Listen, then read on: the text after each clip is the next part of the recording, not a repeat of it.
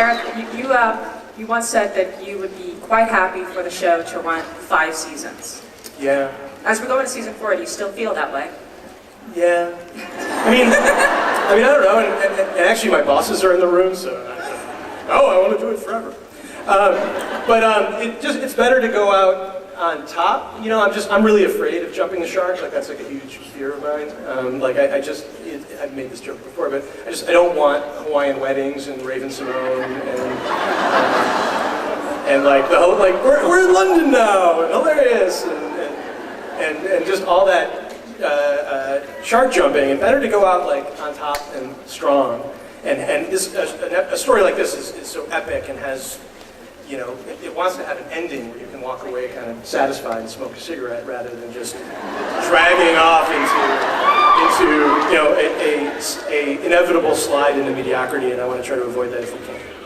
And the rest of you also going to be nodding along with that. You agree? Whatever Eric says.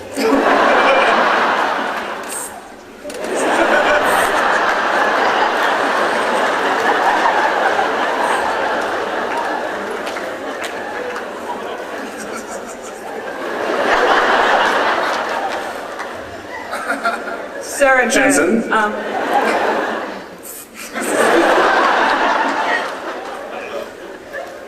I'm barely keeping the circus contained up here. Sarah and Ben, tell me about some of the favorite episodes that you've written this season. This season I wrote... The past season. Oh yeah, okay, good. Because I wrote one, that's my favorite, I love it. Actually, the one I just finished is a really interesting, it's one of my favorites, but I think right now, I like Ghostfacers, actually.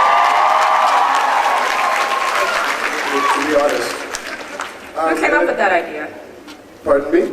Who came up with Ghostfacers? Well, actually I came in and said kind of like, I think we should do the Blair Witch sort of video kind of Ghost Hunters thing. And Eric was behind it. So then we just had to sit down and make it all up. I think they were going to be the Boo Boys for a while, right? What were there? The Boys and Boo? Oh, yeah. It's terrible.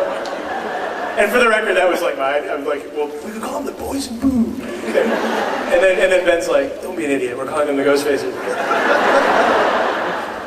And for the record, when Ben pitched it, I just want to be clear about this. That when he came in and he's like, so I want to do this episode, and they're called the Ghostfacers, and they have this theme song, and here's the song. And then he sang, Bob Singer and I, the entire song. Like, he worked out, he's like, yeah, I'm going to come up with a pitch and lyrics. And we were like, we love it! And I think it was the song that actually sold the song. Well, that's good to know. I'll put a song in every episode. I really want to... Fish sings. Can he come?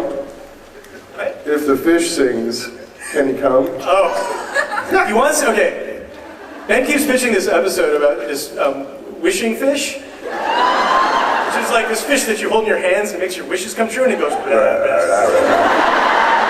And every time it's time to pitch an episode, he's like, so, okay, here's how the wishing fish can work.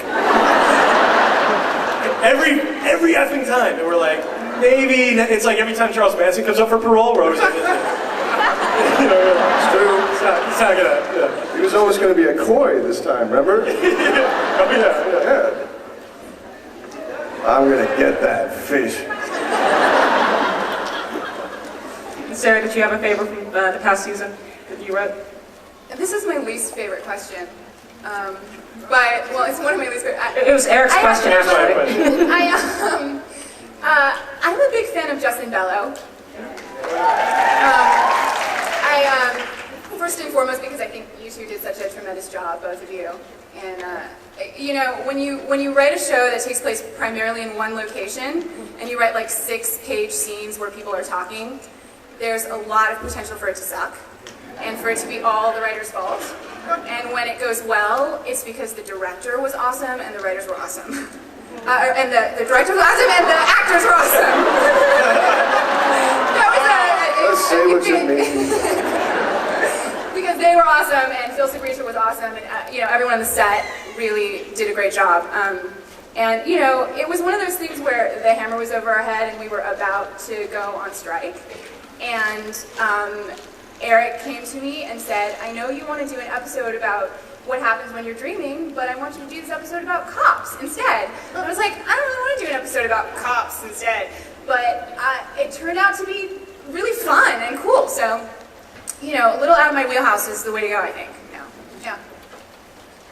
And Jared, you're hot too. Yeah, I can see it. There are rumors. I'm so glad she's saying it so I don't have to. There are rumors that Sam is getting a serious girlfriend in season 4. Is that true? You know what? I'd love to be able to answer that question, but that would go back to these guys. Actually, You have to find out, huh? well, there's that, and then like Holly, who's our publicist, came to us with a quote to describe. There's this character, Christy, and you know, there's some potential exchange of bodily fluids with Sam.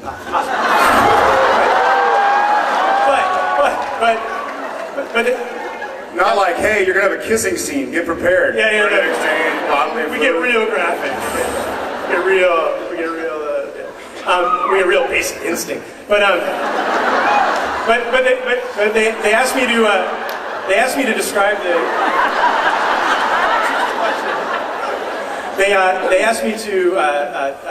Holly asked me to describe the character so she could kind of release, you know, a description, and so I released, and I do sort of, you know, to the fans who get upset by this, but I wrote in love interest just kind of to screw with you guys. Because you guys get so angry every time we reference love interest. Like you get, and you gnash your teeth on line, and you're like, I hate it, why? And so we were like, you know, it was kind of late in the day, and I may have been one beer deep, and I was sort of like, I said love interest, because I want to see how upset they get. So, but don't sweat it, like it's not like, anyway, I think you'll be pleased with where the character goes, but we wrote in love interest to Just to mess with us. F with you guys, yeah. Well, so speaking of things like that, Jared, Jensen, you've been with these guys now for 3 years. Is there anything that they're writing about that still surprises you? Anything about the turns in the characters, or anything that happened in the last season that you were like, I so didn't see that coming? For me, it's yes and no. I think the first season I realized that I was going to be so surprised by everything that just not to expect anything or not expect anything. How's that for mystery? So no, I'm not really surprised anymore. And you know, Eric and the bunch have kind of explained what they want to do or what they're thinking, but it's likely to change. So I've realized that, you know, I'm an actor telling their story, so wherever their story goes is where I go. I think the most, yeah. A lot of crickets on that one.